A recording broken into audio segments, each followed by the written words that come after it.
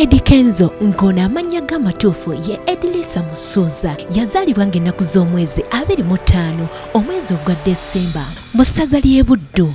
Ono azaalibwa omwami Hassan Kiwalabye n'omukyala Angela Nyantale nga bwe twogerera bonna bagenzi.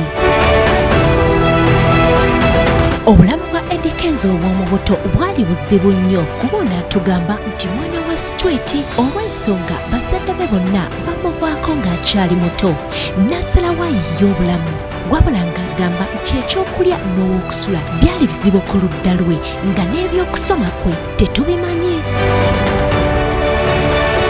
Kenzo yaliko omwami wa Rema Namakula era ng'amulinamu omwana amanyiddwa nga Amaru Musuuza wabula era Kenzo alinayo omwana omulala amanyiddwa nga Maya Musuuza ng'ono ye firstborn we. Ono ye nannyini kibiina ekya Big Talent nga kino kitumbula bayimbi.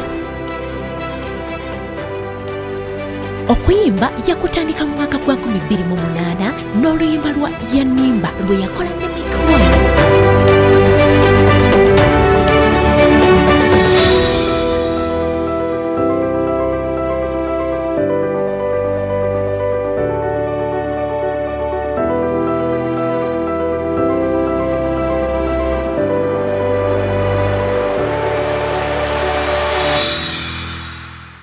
Wabula ono Sitamina lwe luyimba olwamutunda ennyo anti bannabyabufuzi bangi baalukozesa kunoonya obululu mu mwaka gwa 2011.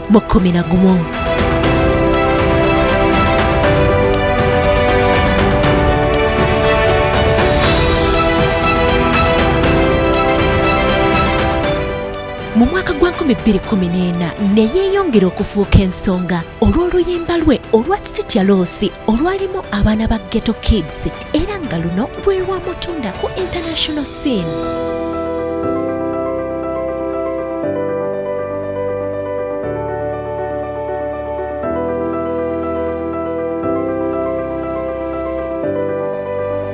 Alina alubamu z'ennyimba eziwerako omuli City Loss gye yafulumya mu mwaka gwa 2014, Zero to Hero mu mwaka gwa 2016, Biology mu mwaka gwa 2017, Roots mu mwaka gwa 2018, Made in Africa mu mwaka gwa 2021. Ono ayimbye ennyimba nnyingi omuli Stamina, City Loss, Tweyagale, Mbirombiro, Nsimbudde, Nsonga, Weekend, Maria Rosa n'endala nnyingi.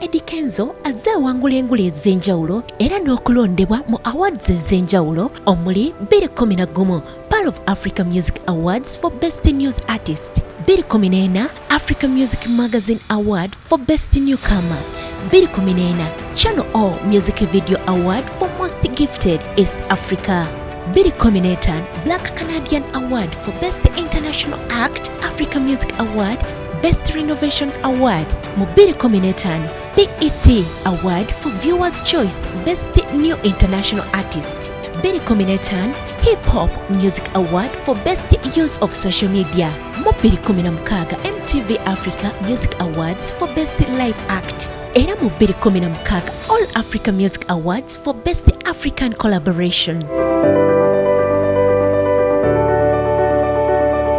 Mu mwaka gwa 2017 Zanzibar International Film Festival for Best East African Music Video Award, the music video for Jubilation. Era mu 2017 Tuma Music Awards for Artist of the Year, Best Male Artist. Mu mwaka gwe gumu 2017 All Africa Music Awards for Best East African Male Artist Song of the Year. Shauri yako.